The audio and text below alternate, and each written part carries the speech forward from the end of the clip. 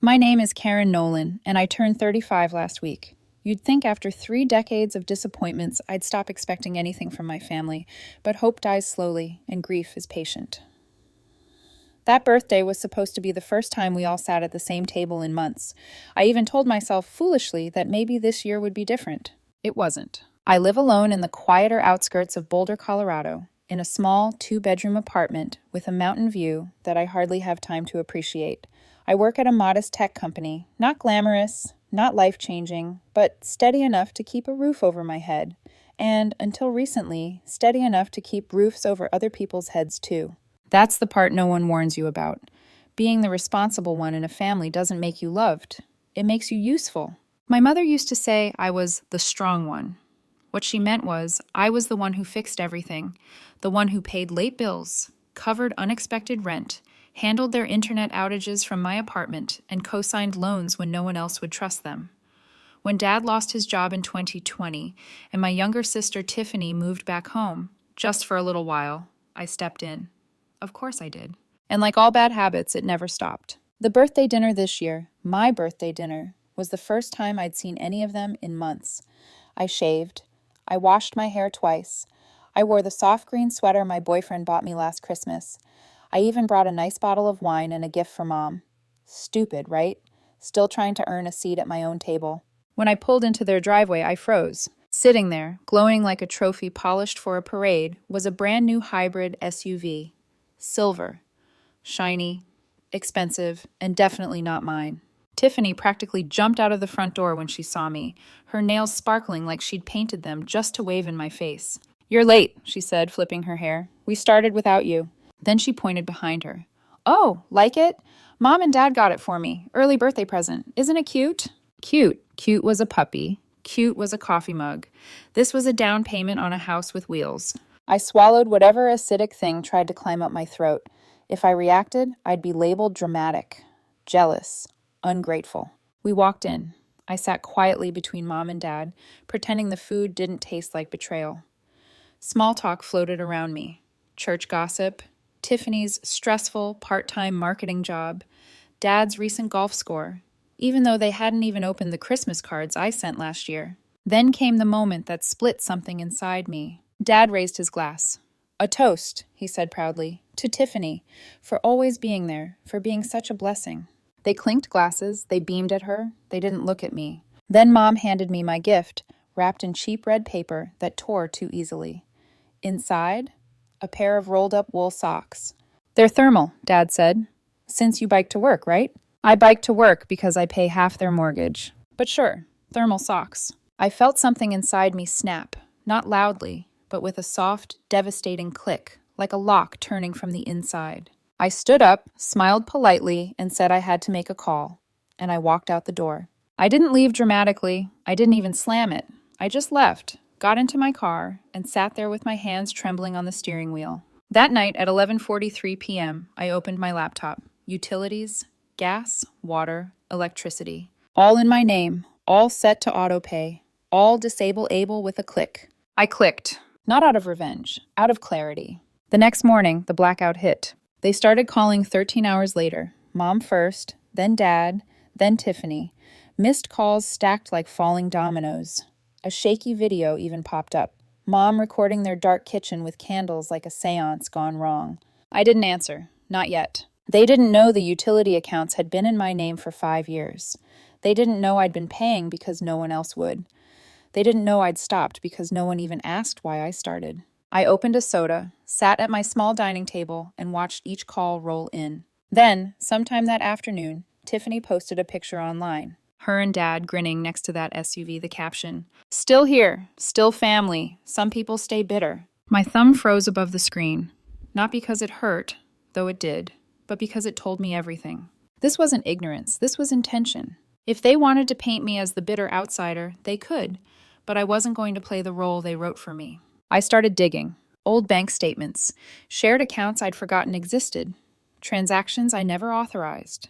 It didn't take long. Dad had wired over small amounts, $60 here, $100 there, little leaks that added up to over $4,850 across 2 years. And the final insult? A $750 transfer to a car parts dealer under Tiffany's name the exact same week he told me they were barely surviving. My hands went cold. So this was the truth. They weren't drowning, they were spending. But I wasn't done. I reached out to my cousin Megan, who works in cybersecurity. She owed me a favor. Years ago, I helped her move across states, and she never forgot. I asked her to quietly check if anything suspicious had been done under my name. 3 days later, she called. Karen, someone tried opening a credit card using your social. And, wait, there's more. Someone requested a billing address change on your home internet account. The handwriting looks like your dad's, and the backup phone number listed is your mom's. I sat there on my sofa, heart beating slowly, steadily. I wasn't dealing with a struggling family. I was dealing with people who used the fact that I loved them. I started gathering it all. Screenshots of Tiffany's mocking posts, old messages from Dad asking for quick favors, voices recordings of Mom sighing, "You're doing better than your sister. You can help out Karen." Pieces of a puzzle that suddenly made perfect sense. I created a digital folder on my laptop. Title: What Family Cost Me. Every document, every receipt, every ugly truth. I wasn't planning to expose it. Not yet. First, I needed them to feel what life looked like without me. The house grew cold. The calls grew desperate. The manipulation became frantic.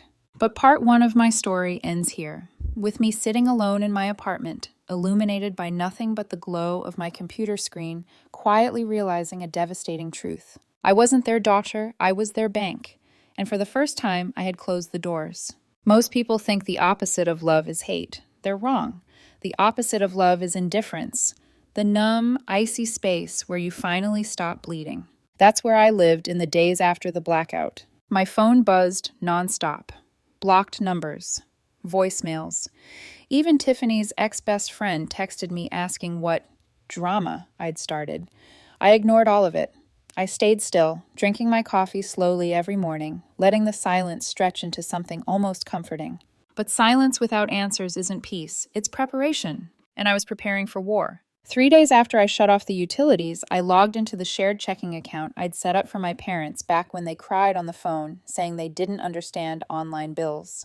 What stared back at me wasn't confusion, it was calculation. Small withdrawals, repetitive amounts, a rhythm of theft so familiar it felt almost intimate.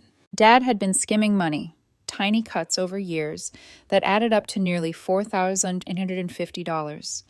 The kind of thing someone does when they assume you'll never notice, never check, never question. The kind of thing someone does when they think they own your forgiveness.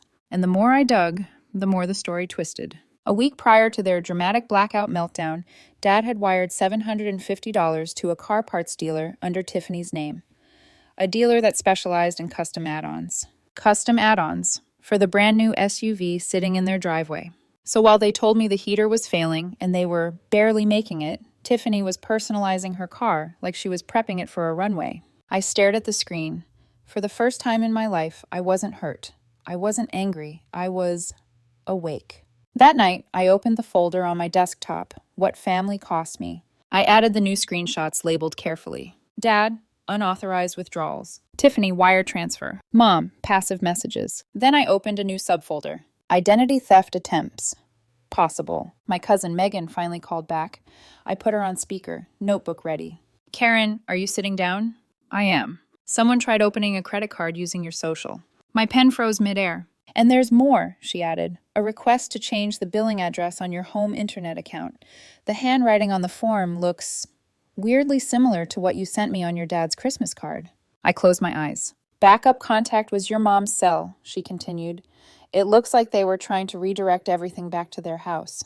My breathing slowed, not panicked, measured. They weren't just using me, they were planning for it to last. Once Megan hung up, I sat in silence before whispering something I didn't recognize as my own voice. They wanted access, even after I said no. I pulled out old boxes, letters, receipts, emails from Dad asking for quick loans, messages from Mom like, "You're doing better than your sister, Karen. Don't be selfish." I reread them with new eyes. This wasn't a drowning family grasping for help. This was a family holding onto a lifeline they believed was theirs by birthright. And I had been the lifeline. Hours passed. Screenshots multiplied. Venmo transactions. Bank statements. Digital photos. Voicemails. Including one from Tiffany. Karen, are you really being childish over socks? Grow up. Her voice, sugary and smug, played loudly through my apartment. I saved it. Around midnight, I found something that made me push back from the desk, heart thumping. An email from Mom's account, dated 6 months ago. Subject line, handling expenses, body text. Karen always ends up covering it. She won't even notice. Don't worry. A punch delivered in Helvetica font. I stared at it, hands numb. They weren't struggling. They weren't desperate. They weren't trying to survive. They were strategizing. I added it to the folder. As I dragged the file over, I saw the growing list. SUV financing screenshot. Tiffany's vacation labeled under my card. Mom pretending to be me on a voicemail to update insurance. Dad withdrawing money from shared account. Bills automatically shifted into my name since 2020. Every file was a confession. The next morning, my apartment felt too quiet, too still, like the air itself knew something was about to change. At noon, Mom called again. Voicemail. Sweetheart, the landlord is threatening to evict us. We don't have heat. Just call us back, please. 2 hours later, Dad called. Karen, enough games. You've made your point. Tiffany's going through a tough time. We're all under stress. Just turn the utilities back on. Then we can talk. Talk. That word. The one they only used when they wanted something. I didn't respond. Not yet. Instead, I printed everything. Every screenshot, every receipt, every typed word. The printer hummed like a quiet drum roll. Page after page spilled onto the tray, my life as evidence. I put them into a clean white envelope, then another, then another. I labeled them. Set A. Financial set. B. Identity misuse. Set C.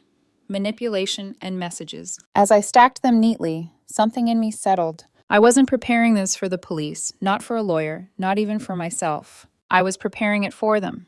Because if they were going to look me in the eye and lie, I wanted proof waiting on the table between us. Cold, printed, undeniable truth. For once, I wanted them to sit in the dark. That night, I cooked dinner for myself. Pasta, nothing special, and kept the TV off. The folder sat on the counter, silent and heavy. I poured a glass of wine, set it beside the documents, and whispered, "You wanted a responsible daughter. You created one. Now you'll meet her." The next day, I packed a small bag, tucked the envelope under my arm, and drove toward my parents' house.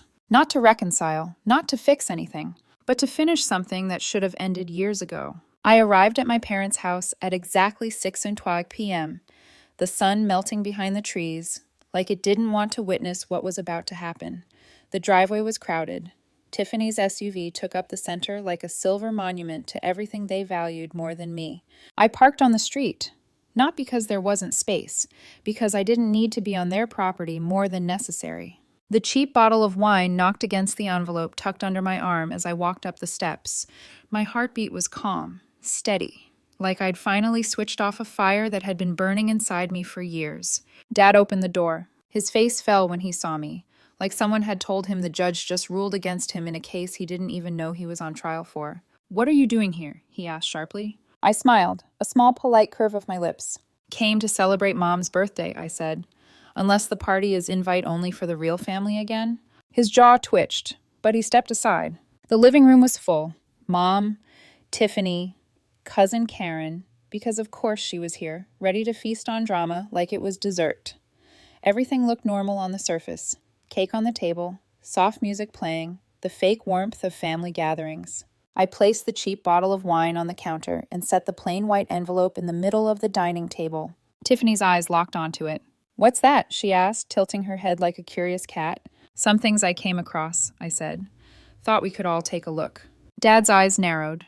Mom's fingers tightened around the cake knife. Karen leaned forward with predatory excitement. I sat down. Everyone else followed, tension thickening the air. Dad reached for the envelope first, opening it like it might explode. Inside were 3 documents. A credit card approval form under my name.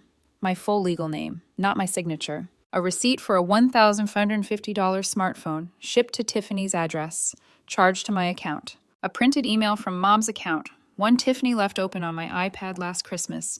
Karen always pays. She won't even notice. Dad's hands shook. Mom looked like she'd aged 10 years in 5 seconds. Tiffany rolled her eyes. "That's all? Karen, seriously, you're being dramatic," she said. I leaned back, quiet, controlled. Dad cleared his throat. "There must be some mistake." "Really?" I asked calmly. "What are the odds that every mistake benefits you? Silence. Mom blinked rapidly, voice trembling. We were going through a rough time, honey. You always helped before. What changed? I met her eyes without flinching. What changed is I stopped pretending this was a real family. The room went still. I pulled another document from my bag and slid it across the table. A bank screenshot, a $750 wire transfer from the shared account, my account, to an auto shop under Tiffany's name. Tiffany's face went pale. I thought that was your extra card, she whispered. I was going to pay it back. I raised an eyebrow. When? Before or after your PlayStation purchase? Because that's in the folder too. She went silent. Mom sank into her chair like someone had pulled the floor out from under her. Dad just stared at the table, jaw tight, refusing to look at me. I reached into my phone and pressed play on a voicemail. Mom's voice filled the room, slightly shaky, pretending to be me as she tried to update my health insurance, listing Tiffany as a dependent. So, I said quietly, you really thought I wouldn't notice? Mom buried her face in her hands. No answer. Then I turned to Dad. Still want to pretend you didn't touch that shared account? Silence. He didn't even try to deny it. Tiffany snapped. You're tearing this family apart over some stupid bills and a phone. I felt my lips curl into a cold, humorless smile. No, I'm doing this because you spent years treating me like a debit card with a heart. You lied, you stole, and now you're angry I noticed. Then I dropped the final paper on the table, a handwritten list, titled, How to Slowly Shift Costs to Karen. Bullet point number 3, start putting bills in her name. She won't catch on. Mom gasped. Dad closed his eyes. Tiffany pushed back from the table so hard her chair screeched. Karen whispered, damn, under her breath. Dad finally spoke, voice cracking. You trying to tear this family apart? I stood up slowly. No, I said. You did that first. I'm just giving back what you gave me, all at once. I walked toward the door, grabbing my coat. As I reached the hallway, I paused and looked back at Dad. Oh, and keep the socks, I said softly. You'll need them when the bills show up. I left. I didn't drive home. I didn't have a plan. I just drove until the lights of the neighborhood disappeared behind me and the highway opened like a clean slate. I ended up at a cheap motel off the interstate. The room smelled like bleach and old carpets, but it was the first place in years where I felt air in my lungs. I lay down on the stiff mattress and let the quiet settle over me. The next morning, I turned on my phone. Dozens of missed calls, 5 voicemails from Mom, 2 from Dad, 9 messages from Tiffany, most of them angry, 1 begging. Then, 1 text from Tiffany. This isn't over. She was right, because 3 days later, Mom's card got frozen. Someone called my old landlord pretending to be me. Names shifted, addresses tampered with. Sloppy, desperate. So I severed the last routes, closed the shared bank accounts, terminated their auto drafts, removed my name from their lease, blocked their numbers, rewrote my will, redirected my trust fund to charity. Not out of spite, out of survival. My father once told me, family sticks together. He never said anything about family bleeding one person dry. A week after disappearing from their lives, I received one last voicemail from Dad, recorded at 2:13 a.m., his voice thick with alcohol. You think you're a hero now? You were supposed to stay broken. I played it twice, not because it hurt, because it was the most honest thing he ever said. They never saw me as a daughter, just someone useful. So I changed my number, new apartment, utilities and aliases, a second phone, no forwarding address. The old life ended quietly. I left them a single envelope by mail, no return address. Inside, a copy of the lease cancellation and a sticky note. Find a new safety net. Months passed. Silence grew roots. Not frightening, peaceful. Real closure didn't come from apologies or tears. It came from the realization that nothing was ever real to begin with. They still try to reach me online. Bitter captions, vague posts, indirect jabs. But I'm not thirsty for their approval anymore. I wake up now in a life that is mine. Quiet, clean, peaceful. In front of my new apartment door, I placed a doormat. It reads, "Not your emergency exit." And for the first time in my life, I believe it.